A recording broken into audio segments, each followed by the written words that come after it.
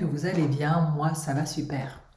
Aujourd'hui je reviens avec une nouvelle vidéo sur le film plutôt, ou la mini-série Sex Life. Vous l'avez tous vu, c'était torride, c'était passionnant, c'était intriguant. On est tous dans des émotions, en tout cas j'espère. Mais en fait je voulais vous faire une analyse, une petite analyse sur cette série. En effet, ça montre l'histoire d'une jeune femme qui s'appelle Billy, qui au début cherche l'amour, le véritable, hein, en fait, cherche l'homme de sa vie, on va dire ça comme ça, l'homme qui va pouvoir l'épouser, lui donner un foyer, etc. Mais elle a du mal à le trouver lorsque soudain elle tombe amoureuse d'un bel homme châtain, enfin châtain blond, enfin blond châtain, je sais pas trop, hein. À vous de juger, passionné de musique, qui par la suite deviendra producteur de musique. Donc ils essayent de mettre en place leur relation, mais c'est une relation qui est extrêmement torturée, très toxique, parce que lui, étant un enfant qui a grandi sans son père biologique, hein, ne le connaissant pas, d'après l'histoire, le père l'a abandonné, donc il est très torturé, il a un terrible c'est un phobique de l'engagement, il est terrifié à l'idée de s'engager, et Billy, en femme, comme on dit, qui aime trop, tend désespérément et espère le changer. Elle met tous ses espoirs dans l'espoir en fait que elles finissent par dompter l'animal et que l'animal finisse par s'engager, mais après une énième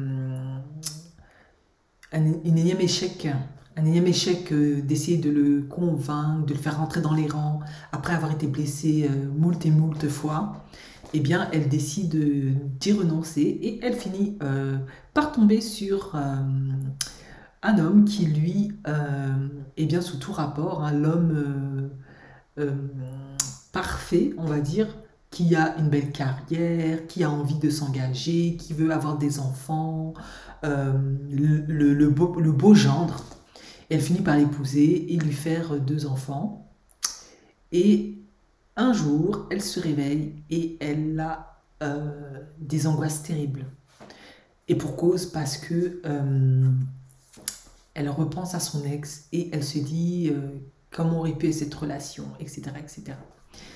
Et finalement, elle reprend contact avec lui et il se passe tout ce qui se passe dans la série, dans le sens où elle met à rude épreuve sa relation parce que elle réalise que elle est plus attirée par son homme, c'est la routine.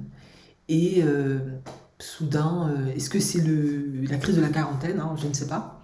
Elle commence à vouloir de nouveau repartir avec son ex, revivre peut-être quelque chose qu'elle a perdu, etc.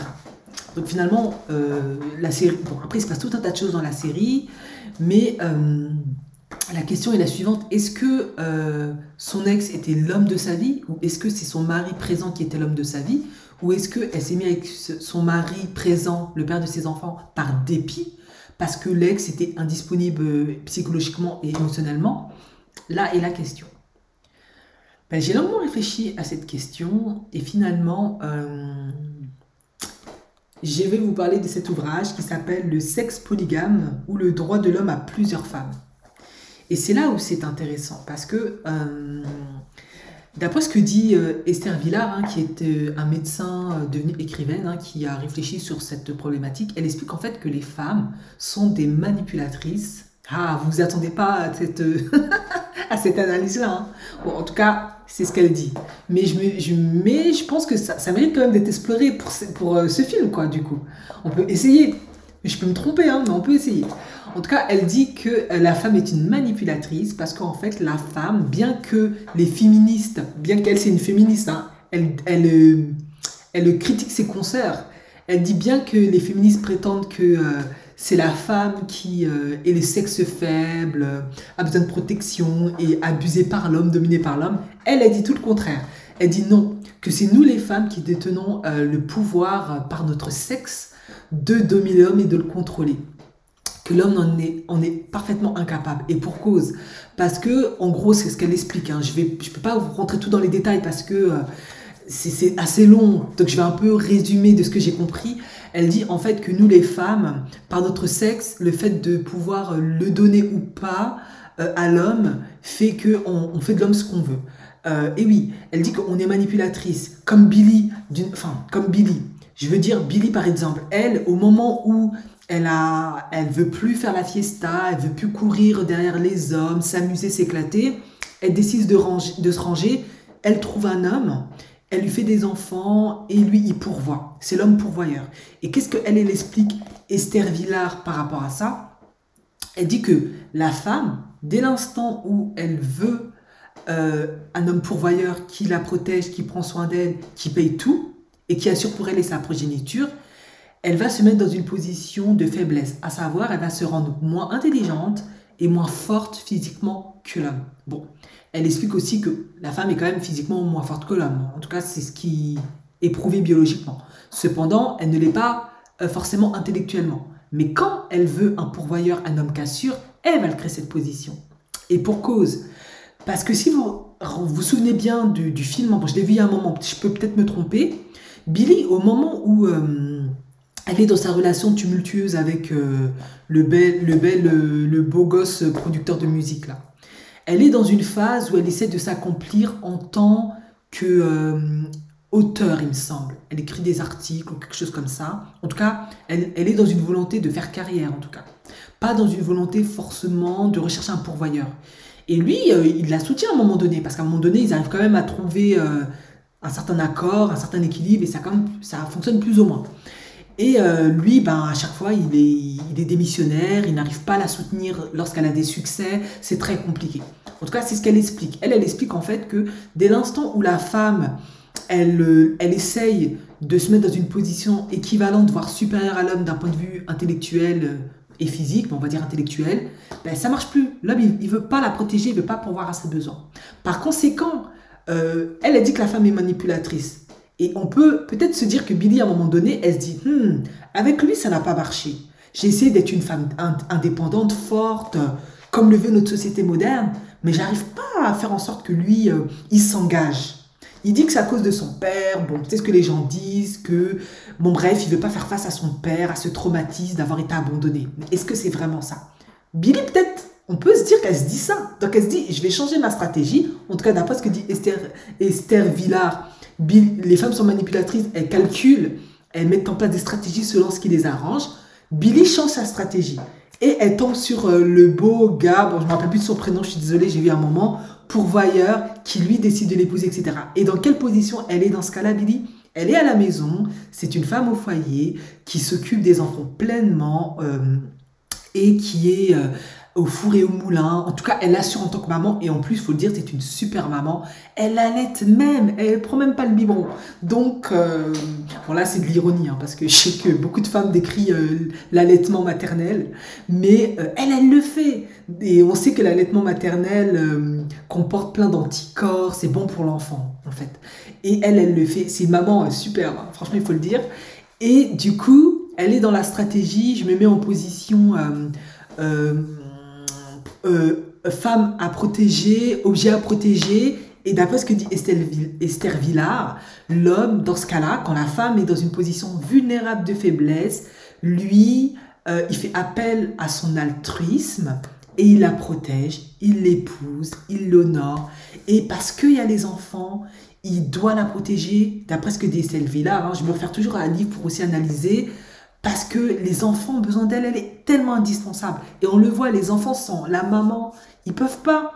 Quand dans la salle de classe, le gamin a du mal à s'intégrer, ben Billy, elle doit passer une journée. Ben moi, j'étais étonnée. Ma fille n'en est pas encore là, mais je me suis dit, ah oui, d'accord, donc apparemment, dans certaines écoles, c'est comme ça. Quand la maman, quand l'enfant, la maman doit être là, quoi, d'être pleinement disponible. Donc Billy, elle est dans cette phase où elle est, comment on appelle ça, dans la phase où l'homme doit être un père nourricier, comme un père de substitution, d'après ce que dit Esther Villard. Billy n'est plus l'amante de cet homme, elle devient comme son enfant. C'est comme une femme-enfant, une femme-mère, on va dire. Femme-enfant qui devient femme-mère. d'après ce qu'explique Esther Villard. Mais à un moment donné, la relation prend son plein, il y a la routine, les années passent. Billy, à un moment donné, elle a une crise. La question est la suivante. Est-ce que elle se dit, comme Esther Villard le dit, maintenant, il a pourvu à mes besoins, j'ai ma descendance, il pourra assurer jusqu'à ce que les enfants sont grands, j'ai ma protection. Parce que maintenant j'ai des enfants, quoi qu'il en soit, il devra payer la pension alimentaire ou je vais pouvoir avoir la moitié des biens. Je ne sais pas ce qu'elle se dit. Hein. En tout cas, on va se référer à ce que Esther Villard dit. Et maintenant, Billy, elle se dit, maintenant, je peux reprendre, je peux redevenir un objet de désir. Parce que finalement, cette série tout tourne autour du désir. Qu'est-ce qui se passe quand ça fait des années on est dans une relation et que il n'y a plus d'attraction entre eux. Enfin, c'est pas qu'il n'y a plus d'attraction, c'est que c'est plus la même chose, c'est la routine, maintenant c'est les enfants la priorité. Et c'est ce que, en fait, Esther Villard elle explique dans cet ouvrage, elle dit en fait, dès l'instant où il y a famille-enfant, la femme n'est plus un objet de désir. Donc l'homme n'a plus envie d'elle, mais elle dit ça arrange la femme, parce que de toute façon, lorsque la femme accepte de se mettre dans cette situation, c'est parce qu'elle ne recherche plus, elle ne recherche plus tout ce qui est physique, elle recherche sécurité financière. Donc, nous sommes en droit de nous demander, est-ce que Billy a fait ça par stratégie ou pas, ou vraiment elle voulait fonder une famille? On ne sait pas. Quoi qu'il en soit, maintenant Billy, ça se réveille, elle se dit, moi je vais de nouveau rentrer dans le game comme autrefois, je vais de nouveau l'étincelle, les flammes, tout ça là. Tout le côté chaud, voilà.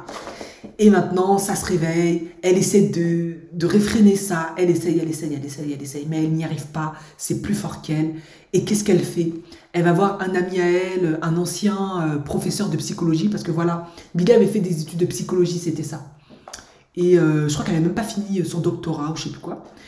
Et lui, en fait, qu'est-ce qu'il lui conseille? D'après mes souvenirs, si j'ai bien compris ce qu'il lui conseille. Il lui dit en fait, et c'est ce que Esther Villard, elle dit, dans cet ouvrage, les deux sont absolument pas compatibles. On ne peut pas avoir les deux. C'est impossible.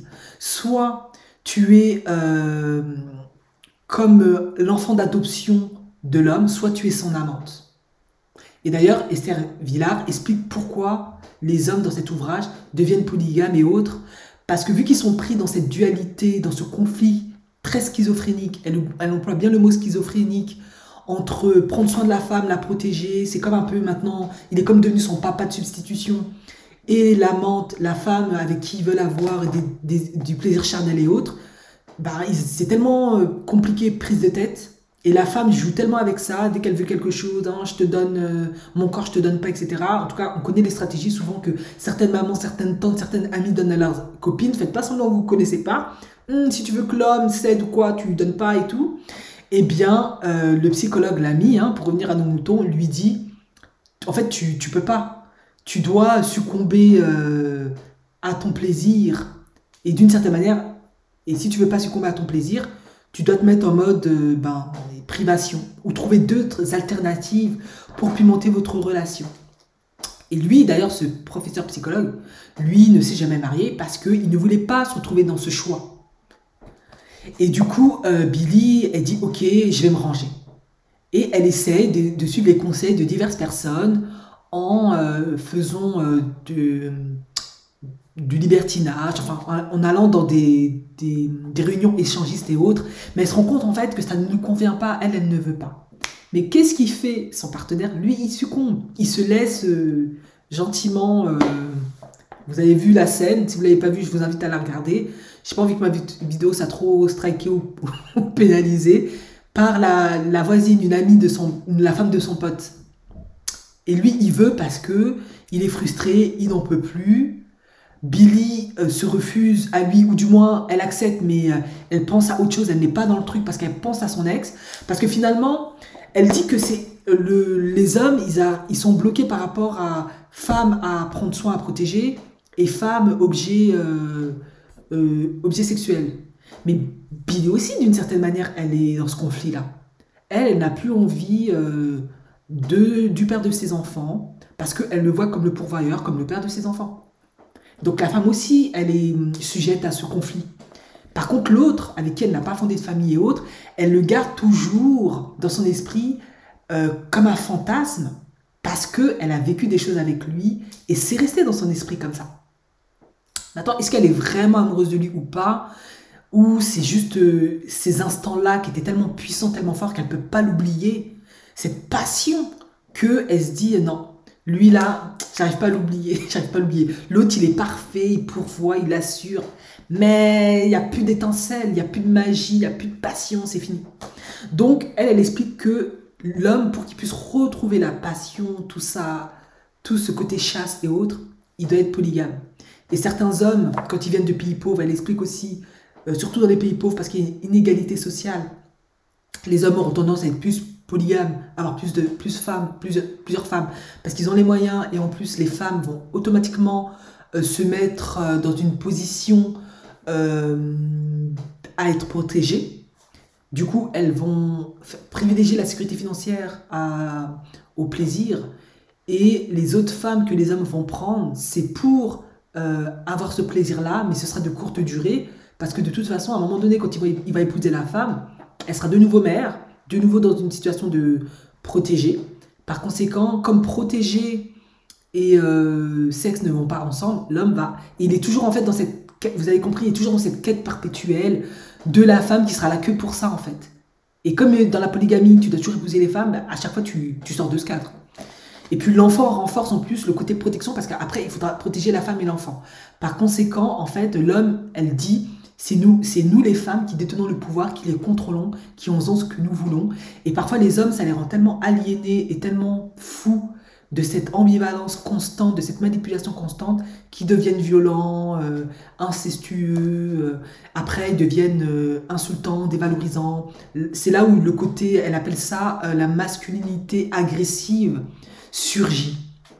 Et d'ailleurs, peut-être que je me trompe dans mon analyse, mais en tout cas, on peut quand même essayer d'analyser comme ça. À un moment donné, le mari de Billy, pourvoyeur, homme alpha, parfait, qui plaît à son responsable, sa hiérarchie, etc.